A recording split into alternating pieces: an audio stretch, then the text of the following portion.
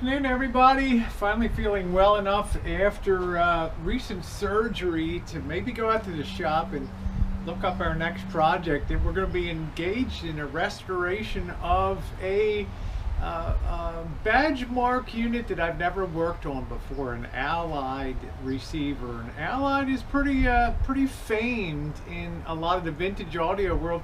Not so much because they did anything outlandishly great like Marantz or Fisher or Macintosh, but because they built units so solidly and they've endured so well. Of course, our weather's still not cooperative. It is March 6th today, and still a little bit, I think we still got one more month of lousy weather, and the winter has just been unreal here. And I'm so glad the RV's not parked out back here to sink further. Yeah, I still have to fill in with the fill dirt and all that. So let's go into the shop, because here we have that was actually shipped in a week or so ago, and I've got to I want to kind of jump the queue on this one, just because I haven't worked on one before, and it's going to be new to me, and it looks to be in rather decent shape. It's non-functioning. It's an Allied, and it came to me rather well packaged, which was a rare treat as opposed to the usual crap with packing peanuts that oftentimes sustains damage. This was beautifully packed, so I was very impressed. So I'm going to go ahead and put it on the bench, and I want to carefully get the wrapping off of it, and let's see what we got. This is an aside. This came in out of somebody's church organ here, a Wurlitzer, and they want to see if we can get this thing going again for restoration. It's a model 7020. This looks to be like a late 50s or early 60s unit, so I'm not sure. It's gonna have to get a schematic and all that for that. It's got a separate thing. I really don't like these old school amps a lot because of the difficulty of you have to find the control plug-in modules, and I don't want to get all involved in all that. It's got a big juicy power supply, our 5U 4G rectifier tube, 6L6 drives the 6L6, the 6SN7 GTs, which is pretty cool. We don't have a lot of stuff with the 6L6. I guess these aren't really genuine 6L6 5881 equivalents RCA. So, but 6L6 is some of my favorite drivers for amplifiers, some of the big output tubes. But let's get on to the main event. Be careful, we don't want to use a box knife for this. We want to try to keep it in good shape because it appears the front faceplate is good. And for me, that's the hardest thing about vintage stuff, is finding stuff that has decent cosmetics on it. I don't even know about the model number or anything like that. So much as I'm just shipping you an Allied receiver. I said, what's the model? I said, how in the hell do I know?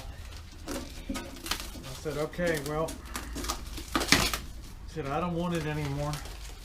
You might be able to get some use out of it. It's pretty worn on the back, I'll tell you that. It's going to be hard to see some of the silk screening. Let's be real careful up here. Let's get that off. There we go.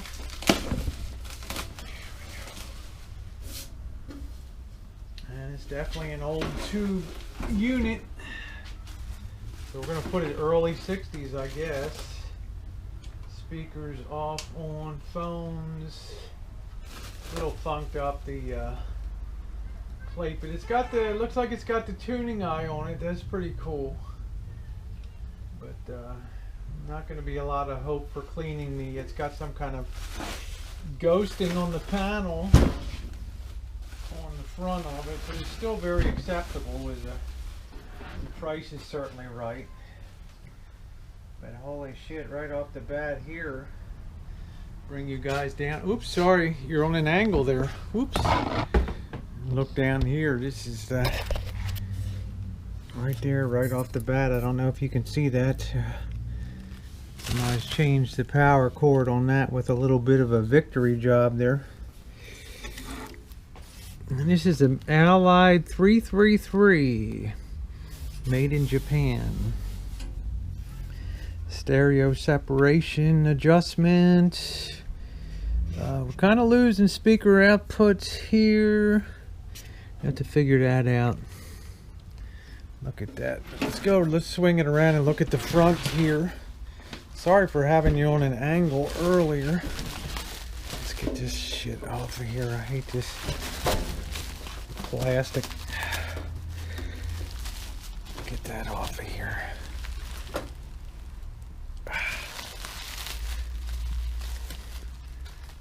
Let's see. That's a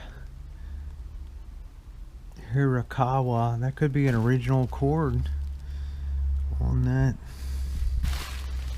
in which case we'll just shorten it up and run it in again if it's still good, if it's decent. I like to keep stuff authentic if possible, and if that chord, I'm not crazy about that, but let's see what we got here. Get a little light on the subject over here. What the hell that was, a worm inside of it? The hell? Yeah, some kind of old worm in there. Like I say, a lot of stuff I get comes out of garages that have just sat there, and I wouldn't be, well, this is pretty closed up, but I've had them with mouse nests and rat's nests and stuff and all kinds of things. But there's the face of it. My lighting is crappy here, but there it is. You can see it's, I don't know whether somebody tried to clean it with some kind of cleaner, and it's got some kind of spotting, so we got to be very careful because this silk screening will come right off on this. So we got mono, stereo, our power button. Got to be very careful about the glass because all that is silk screened on too. But we got the tuning eye, which is pretty cool, the model 333. And it's got to be early 60s. It's got the stereo FM with the automatic frequency control, FM, and then the FM audio frequency control for what would be traditional hi-fi, I guess. Mono, AM, phono, and auxiliary. So pretty clean, not a lot of stuff to it.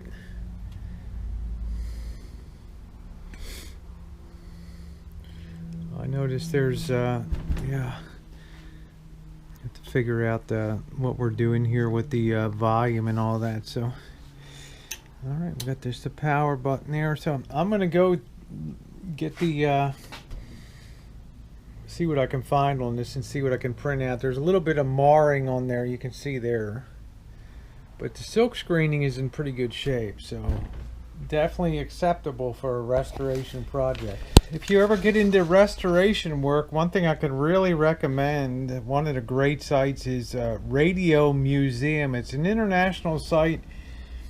It's based out of Switzerland. I'm a member, but if you're not a member, they allow you to download three different pages a day of schematics and things like that. And this is some information on the Allied, the 333, the model 333 we have here, and it's similar to, they think it was actually built by Pioneer on the SX34 frame, except it's a little different in some of the faceplate and stuff in the early 1960s. And this is actually the original ad that they had for it. It's 129 bucks, and that was some decent money in the early 1960s. And yeah, it's built in Japan. 64 watts of power, 32 watts. It's probably true power. Stereo FM indicator, has the tuning eye. 64 watts peak power output. I kind of doubt that on it. With slide rule dial and magic eye indicator. Stereo lights indicate FM broadcast. AFC locks in FM signals. Time switching multiplex. front panel stereophone, headphone jacks, separate bass and treble, loudness or full range response, even at low listening, dual concentric volume balance or full tape recorder and tape monitoring facilities.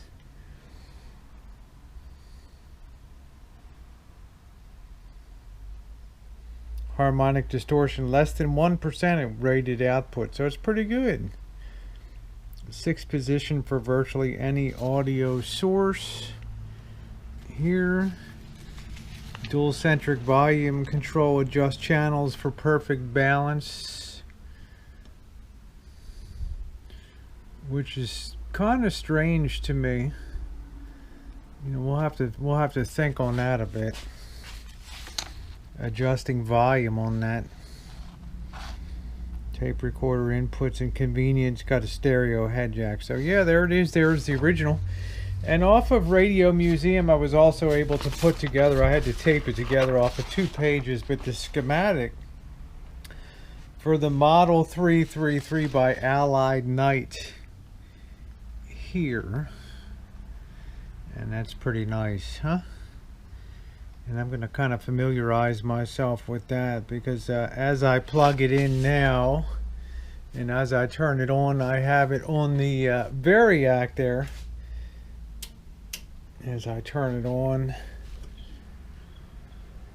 I get some power. We're really not getting any power to it at the current. It could be part of that power cord configuration problem that we got, so we're really not getting anything on there. So I think today we'll just take it, we'll just take the top off and give her a little visual. It'll give me some time before the next installment here to kind of look this over. What the hell that was inside of the, on the side of the unit. It looked like somebody's hair got stuck on it or something and ripped off by one of the screws.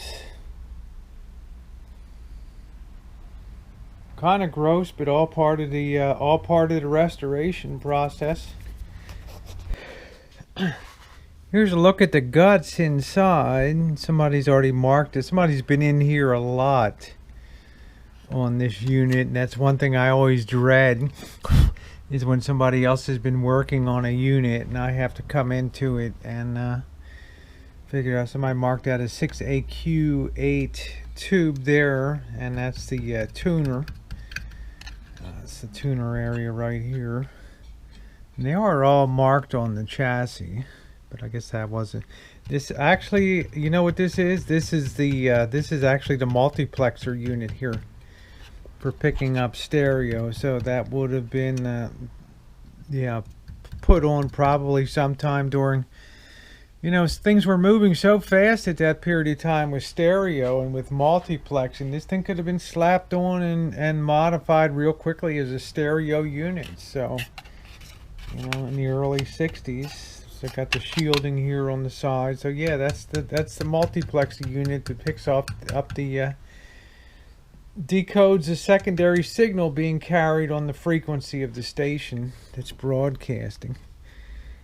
And I think one of the first giveaways here that this is a Pioneer, we can see these IF cans, these intermediate frequency cans here, have the Pioneer logo on the side of them right there. You can see the early Pioneer logo right there. So that's a pretty good indication that this was made by Pioneer Corporation for Allied out of Chicago. So even at that time, manufacturing was being done in Japan. So this is our AM and our FM. Yeah, 10.7 megacycles for FM, and our AM, to do our tuning here, adjusting those slugs for frequency. Our oscillators on those frequencies there. So it's not that dirty, it's not that clean, it's not that dirty, and it looks like it's using Nichicon caps here, so I wouldn't be surprised if they're still good, which is a real good sign. Nichicon was top of the line. And let me get the hallmark on some of these some of these tubes here. That's a common GE on that. Put that back in. And I know some people didn't like the way I tested tubes last time. Yes, I got kind of lazy. You should turn it off every time. Put the tube in and then turn it on your tester. So yeah, I got lazy on that. This is our I don't know if I'm gonna muck with that today or not. On here, this is our output section over here. 6BMH. Nothing special about the hallmarks on them. This is a Mexican made tube right here. So I have no idea what that is.